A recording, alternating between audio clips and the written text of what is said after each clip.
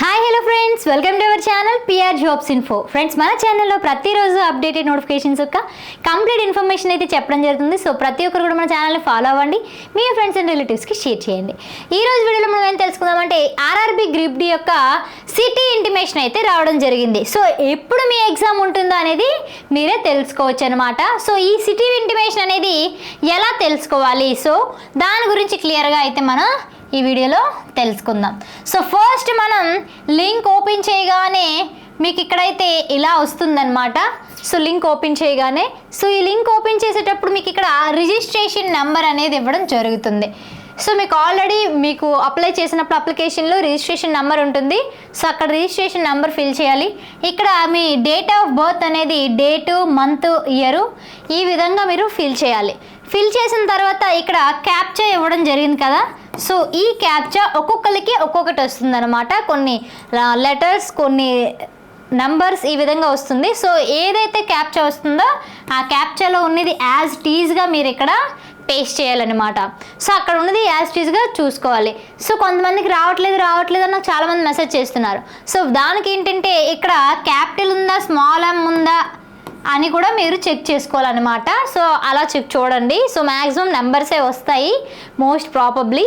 So ఇక్కడ మీరు మీ క్యాప్చాని చేసి లాగిన్ చేసుకున్నట్లయితే మీకు సిటీ ఇంటిమేషన్ అంటే ఒకవేళ మీ ఎగ్జామ్ అనేది 3rd నుంటే మీకు సిటీ ఇంటిమేషన్ ఇప్పుడే వచ్చేస్తుంది.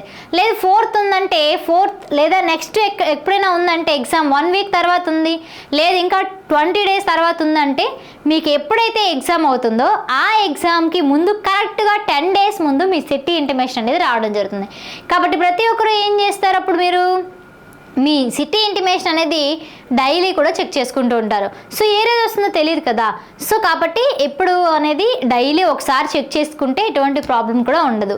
సో డైలీ చెక్ చేసుకోండి. సో ఏ విధంగా చెక్ చేసుకోవాలో మీకు అర్థమైంది కదా. సో ప్రతి ఒక్కరు కూడా ఈ సిటీ ఇంటిమేషన్ని క్లిక్ చేసుకోండి. సో మీకు ఏమైనా మిస్టేక్స్ కానీ ఏమైనా ఉంటే మాత్రం చూసుకోండి ఫస్ట్ ఆఫ్ ఆల్, ఓకేనా.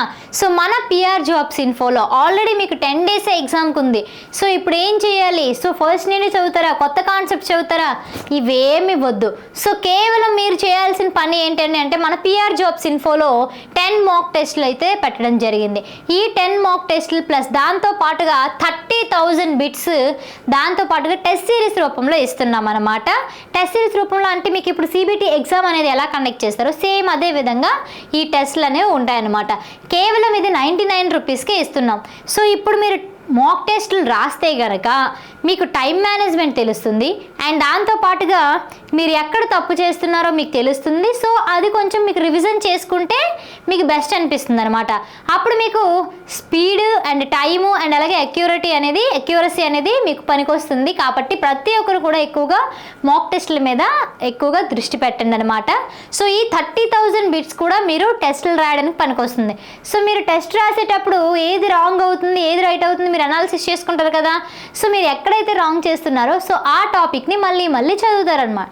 సో చదవాలి అంటే ఏం చదవాలి మేడం అంటే సో టోటల్గా కంటెంట్ చదవాల్సిన అవసరం లేదు. సో మీరు కంటెంట్ చదివేటప్పుడు మీరు ఒక షార్ట్ నోట్స్ అయితే రాసుకుని ఖచ్చితంగా ఉంటారు. ఆ షార్ట్ నోట్స్ని మీరు రివిజన్ చేసుకోవాలి, అంతేగాని సో ఫస్ట్ నుంచి మళ్ళీ చదవాల్సిన అవసరం అయితే లేదు. సో ఆల్రెడీ మీరు చదువున్నారు కాబట్టి కేవలం మీరు ఆ రివిజన్ అనేది చదువుకోండి. సో మెయిన్గా చెప్పాల్సింది ఏంటంటే ఈ 10 డేసే ఉంది కాబట్టి మీరు అందరూ కూడా గాబరా పడిపోయి అందరూ ఏం చేస్తారు, కొత్త చాప్టర్లు ఏవైనా వదిలేసాను, నాకు టైం సరిపోలేదు, ఇప్పుడు మళ్ళీ ఆ కొత్త సబ్జెక్ట్ స్టార్ట్ చేయాలని కొత్త చాప్టర్లు ఏవైనా స్టార్ట్ చేశారనుకోండి అది పూర్తవ్వదు. అండ్ అలాగే లాస్ట్ నుంచి మనం చదువుతున్న ప్రిపరేషన్ అంతా కూడా వేస్ట్ అయిపోద్ది. సో అలా కాకుండా ఇప్పటి వరకు మీరు ఎలా అయితే ప్రిపేర్ అయ్యారో అలానే ప్రిపేర్ అవ్వండి, అలానే చదవండి. కొత్త టాపిక్స్ ఏవి కూడా చదవద్దు, ఆల్రెడీ చదువుకున్నవే మీరు రిపీట్ చేసుకోండి. మాక్ టెస్టులు రాసిన తర్వాత ఎక్కడైతే తప్పులు చేస్తున్నారో అక్కడ రివిజన్ చూసుకోండి, సరిపోతుంది. అలాగే మీరు 30,000 బిట్స్ మీరు టెస్టులు రాసేటప్పుడు మీకే తెలుస్తుంది మీరు ఏ కాన్సెప్ట్లో వీక్గా ఉన్నారు అని. సో అప్పుడు మీరు దాన్ని బాగా చేసుకుంటే మీకు సరిపోతుంది అనమాట, జస్ట్ రివిజన్ చేసుకుంటే, ఓకేనా. సో ఇంకా ఏమైనా డౌట్స్ ఉంటే కామెంట్ బాక్స్లో కామెంట్ చేయండి, లేదంటే డిస్క్రిప్షన్లో వాట్సాప్ లింక్ ఉంది, గ్రూప్లో జాయిన్ అవ్వండి. Thank you guys.